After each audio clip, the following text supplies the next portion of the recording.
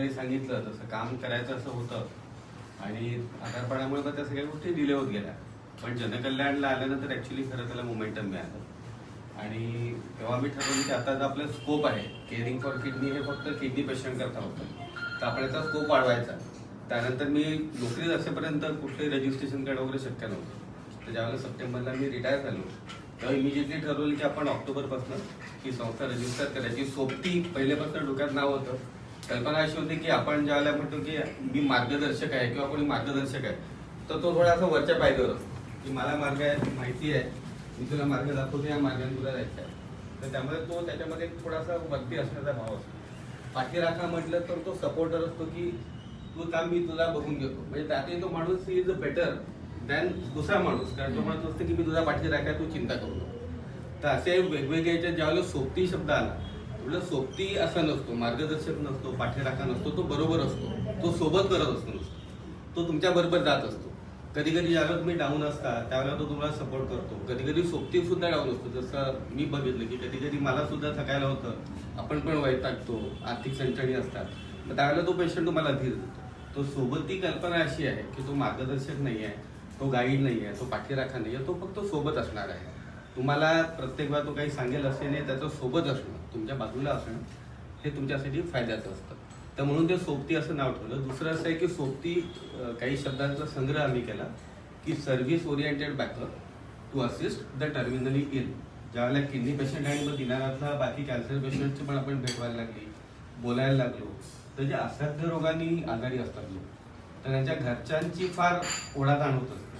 कारण की प्रत्येक वेळा कसं असतं की पेड केअर गिव्हिंग घेणं शक्य नसतं. आज 24 तासाचं जर आपण पेड केअर गिव्हिंग घेतलं तर 50,000 ते 60,000 रुपये खर्च असतो, तर तो शक्य नसतो. तर म्हणून मग आपण म्हटलं की आपला जो अनुभव आहे त्यातनं आपण लोकांना काउन्सिलिंग करून, त्यांच्याशी बोलून, त्यांना मार्गदर्शन करून आपण त्यांना सांगत जाऊ की काय करायला पाहिजे, कसं करायला पाहिजे, या गोष्टी कशा हाताळायच्या, फायनान्सेस कशा हाताळायचे, स्ट्रेस कसं हँडल करायचं. तर म्हणून जे पेड केअर गिव्हिंग घेऊ शकत नाही आणि म्हणजे घरातलाच माणूस आपल्या प्रेमापोटी आपण दुसऱ्यांचं करत असतो, तर अशा लोकांना तर, किंवा आपल्यासारखे जे असतात व्हॉलेंटरी असतात, जे स्वयंसेवक म्हणून त्यांना केअर गिव्हिंग करायचं असतं, पण माहीत नसतं की केअर गिव्हिंग मला करायचं आहे, मला मदत करायची आहे, पण काय करायचं आहे मदत. तर मग त्यावेळेला म्हटलं आपण त्यांना मार्गदर्शन करू. तर हे जे वेगवेगळे आयाम आहेत त्यातले 4 प्रमुख मी सांगतो. जसं आता सोबती सांगितला तो त्याचा आहे की आपण जे टर्मिनली इल लोक असतील त्याचा आजार कधीच बरा होणार नाही आहे, तर त्या लोकांच्या नातेवाईकांना, तर केअर गिव्हर पण मला शब्द फारसा आवडत नाही. काळजी वाहत, मी तुमची काळजी वाहतो म्हणजे मी कोणीतरी मोठा आहे आणि ठीक आहे मी तुझी काळजी घेईन वगैरे, तसं नाही. म्हणून आपण त्याला सोबती म्हटलेलं आहे. तर त्या लोकांना आपण मार्गदर्शन करणार. केअरिंग फॉर किडनी आपल्या सगळ्यांनाच माहिती आहे, किडनी पेशंट्स करताय. त्यानंतर एक पॅक फॉर किड्स, म्हणजे parent and teachers for kids. तर हा 0 ते 10 वर्षाची जी मुलं आहेत त्यांचे प्रॉब्लेम्स खूप वाढतात आहेत. इंटरनेट ॲडिक्शन आहे. अनेक पालक कौतुकाने सांगतात की आमचा मुलगा यूट्यूब पाहिल्याशिवाय जेवतच नाही 2 वर्षाचा. तर ही चांगली गोष्ट नसते, कारण त्याच्या मेंदूवर त्याचा परिणाम होतो, डोळ्यांवर परिणाम होत असतो. तर त्यानंतर टाईप 2 डायबिटीस, म्हणजे जो लाईफस्टाईलमुळे निर्माण होतो. टाईप 1 डायबिटीस तर पुष्कळ तुम्हाला तो अनुवंशिक असतो, तुम्हाला त्याची कारणं वेगळी असतात, पण जीवनचर्या, दिनचर्या, आहार विहार हे नीट नसल्यामुळे जो होतो टाईप 2 डायबिटीस, ते 0 ते 10 वर्षाच्या मुलांमध्ये त्याचं प्रमाण वाढते. खूप चिंतेची गोष्ट आहे. त्या वयांना ओबिसिटी वाढते आहे, इंटरनेटचं ॲडिक्शन आहे. तर म्हणून जो पॅक फॉर किड्स म्हणून आहे, पॅरेंट आणि टीचर, तो पेरेंट्स, पालक आणि त्याचे शिक्षक, मुलांकरता नाही आहे, 0 ते 10 वर्षाचा, की त्यांनी स्वतः कसा आदर्श घालायला पाहिजे. पालकच जर 10 वाजेपर्यंत झोपणार असतील आणि वाटेल ते खाणार असतील आणि रात्री 2 पर्यंत नेटफ्लिक्स बघणार असतील, तर मुलांकडनं आपण अपेक्षा नाही करू चांगल्या वर्तणुकीची. तर त्यामुळे जर मुलं, जर तुम्हाला वाटत असेल की माझ्या मुलांनी काहीतरी चांगलं करावं, तर सुरुवात पालकांपासून करायची आहे. हा त्याचा एक आहे. त्यानंतर एक MPMB नावाचे, ज्यावेळेला आम्ही बघितलं की खूप इंटरनेटचं व्यसन वाढत आहे, तर MPMB असं शॉर्ट फॉर्म केलं आहे की त्याचं 3 भाषांमध्ये होतं. म्हणजे मराठीत होतं की माझा फोन माझा बाळ, मेरा फोन मेरा बच्चा, किंवा माय फोन माय बेबी. त्याच्यामध्ये आपण एक शपथ घेतलेली आहे, लोकांकडे प्लेस करून देणार आहे की मुलाच्या भवितव्यासाठी मी काय करेन, तर इतका वेळ दिवसाचा फोन वापरेन, जेवत असताना फोन वापरणार नाही, कोणाशी बोलत असताना आपण बघतो की अनेक लोक बसले असतात आणि सगळे असे बसलेले असतात. तर त्यामुळे दुसऱ्या समोर जो जिवंत व्यक्ती आहे तुमच्या समोर असेल, तर तो तुम्हाला जर भेटायला आला 1-on-1, तर तुम्ही त्याच्यासाठी वेळ द्यायचा, मग फोन वापरायचा नाही. त्यानंतर रात्री फोन इमर्जन्सी ज्या वेळेला असते घरात त्यावेळेला आपण फोन चालू ठेवू शकतो. घरात कोणीतरी ऍडमिट आहे मग त्याला फोन पाहायचा असतो. पण अदरवाईज रात्री 10 ते सकाळी 6 मी फोन बेडमध्ये त्याला झोपू देतो.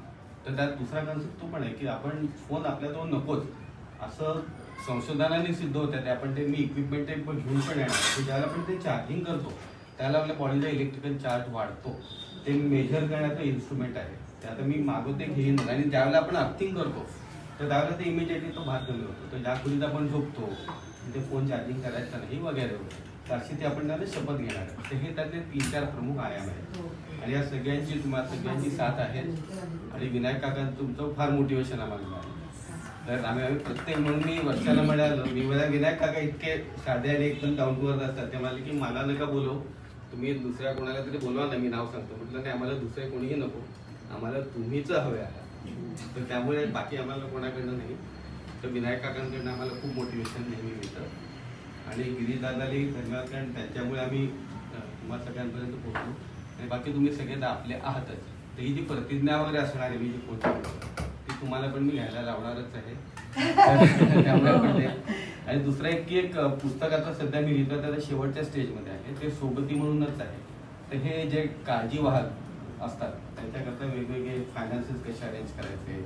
एक महत्वाचा डिसिजन आता आम्ही बोलत होतो तुम्ही जायची की बऱ्याचदा असं होतं की पेशंटची काही शाश्वती नसते तो जगणार नसतो. तर त्यावेळेला त्याला सोडून देणं म्हणजे की चांगल्याने निरोप देणं की आपण ॲग्रेसिव्ह ट्रीटमेंट करणार नाही. तर हे खूप महत्वाचा निर्णय असतो. लोक तो घेत नाही. एक गोष्ट म्हणजे डॉक्टर त्यांना तसं सांगते. डॉक्टर आशा देत असतात बऱ्याचदा. डॉक्टरांची माफी मागून म्हणतो मी की डॉक्टर लोक की नाही होईल काहीतरी करू आपण वगैरे असं असतं. तर त्यामुळे ते एक असतं. दुसरे आजूबाजूचे लोक काय म्हणतील ही एक भीती असते.